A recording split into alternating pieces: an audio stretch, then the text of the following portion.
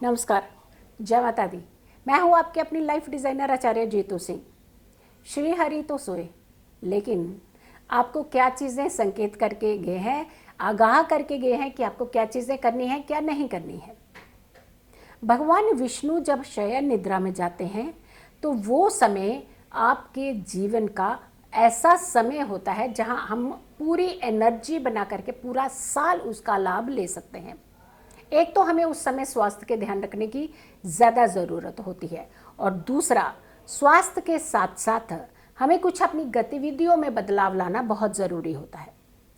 जब भी भगवान विष्णु श्री हरि निद्रा अवस्था में जाते हैं, सबसे पहले तो वो अपना सारा कारोबार भगवान भोलेनाथ को, उनके परिवार को समर्पित करके जाते हैं, ताकि आपको कोई दिक्कतों का सामना ना करना पड़े। कौन सी आराधना बदल देनी पड़ेगी?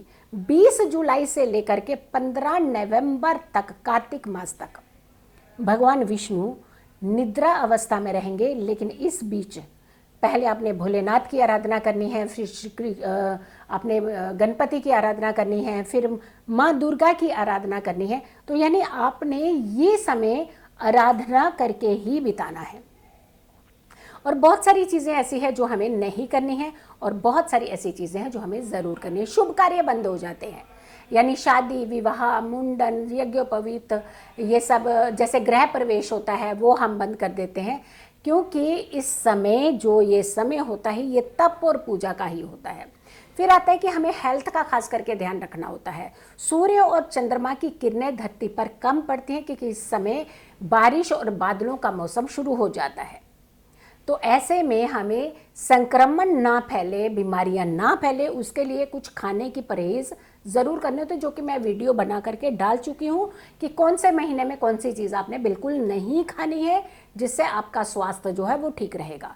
और ये कब से कब तक है ये भी मैं बता चुकी हूँ पहली वीडियो के अंदर, और ये दूसरी वीडियो के अंदर हमने सारी परहेज सावधानियाँ बताई हैं। लेकिन ये वीडियो ऐसी है जहाँ आपने कौन सी चीज़ें करनी है, कौन सी चीज़ें नहीं करनी है, उसके लिए है। जैसे हमने कहा कि हमने पूजा पाठ के अलावा बाकी चीज़ें नहीं करनी है, जैसे शादी विवाह है, ये सब नहीं किया जाता, नामकरण नहीं किया जाता। बच्चे का नामकरण करते हैं, पहला अन्नप्राशन कराते हैं, हम उन्हें अन्न का सेवन कराते हैं, तो वो ये समय अच्छा नहीं माना जाता। लेकिन अगर उसके बावजूद आपको लगता है कि इसी समय के अंदर ही आपने ये अन्नप्राशन या कुछ गतिविधियाँ हैं उसे टाल नहीं सकते हैं।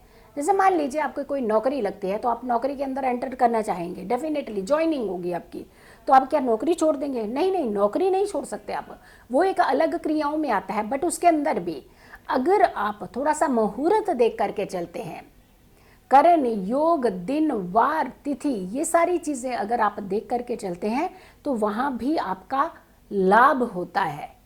और अगर आप परहेज नहीं करते हैं, यानी फिर आप तिथियों का ज्ञान नहीं रखते हैं, तो किसी का सहायता लेकर के आप इस चीज़ को कर सकते हैं। यानी कुल मिला करके मुहूर्त देख करके अगर आप किसी चीज़ को करते हैं, वो कार्य आपका फलीभूत होता है।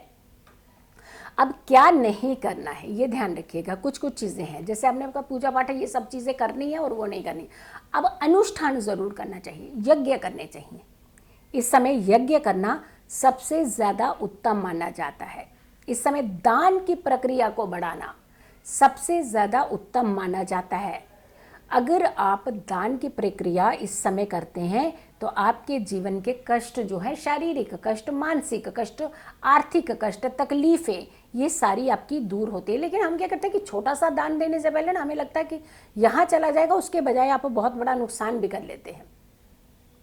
तो ये समय 4 महीने दान की प्रक्रिया को बढ़ाना चाहिए। मुंडन सेरेमनी नहीं करनी चाहिए, वैवाहिक कोई भी रिचुअल्स इस समय आपको नहीं करने चाहिए। हवन, पूजा पाठ, तप, ये सब चीज़ें आपको बहुत ज़्यादा बढ़ा देनी चाहिए।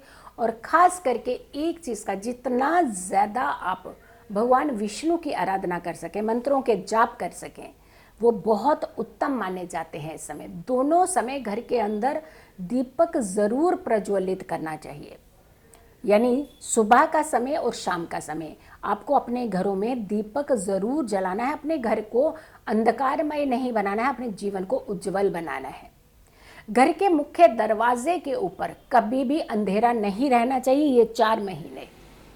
क्योंकि एक के बाद एक दूसरे भगवान के पास इसका कारोबार जाता है। तो ऐसे तो नहीं है कि भगवान आपका दरवाज़ा भूल जाएगा, लेकिन फिर भी हमेशा कहा जाता है ना, भगवान भी वहीं वास करते हैं जहाँ शुभता और शुद्धता होती है। तो शुभता के लिए आपने अपने मेन एंट्रेंस, जो घर का मुख्य दरवाज़ा होता है, उसे आपने रोशन रखना है, उसे आपने सजा हुआ रखना है। उसमें अगर आप थोड़ी से तोरण लगा सकते हो, आप फूलों से थोड़ा सा सजा सकते हो, छोटी सी एक रंगोली बना सकते हो, तो अपने घर के मुख्य दरवाजे को जितना आप सजा करके रखेंगे उतनी ही पॉजिटिव वाइब्रेशंस इन 4 महीनों तक आपके घर के अंदर बनी रहेगी। घर के अंदर दीपक जलाने के अलावा अपने घर को सुगंधित रखना है। अब वो सुगंधित रखने के कई तरीके हो सकते हैं। कपूर की सुगंध भी होती है, कपूर की सुगंध कर सकते हैं। इत्र में थोड़ा सा आप जल मिला करके पूरे घर में छिड़काव कर सकते हैं। फ्रेश फ्लावर्स की खुशबू आप अपने घरों के अंदर कर सकते हैं। और इसी बीच में आपने 2 टाइम का जो दीपक हमने बताया है वो ज़रूर जलाना है, उसे आपने मिस नहीं करना है। 2 समय की पूजा का खास करके प्रावधान है, वो ज़रूर करनी चाहिए। तामसिक चीज़ों से दूर रहना चाहिए, क्योंकि ये 4 महीने के अंदर बहुत सारी चीज़ें होती हैं। ये 4 महीनों के अंदर बहुत सारे भगवान के रिचुअल्स होते हैं।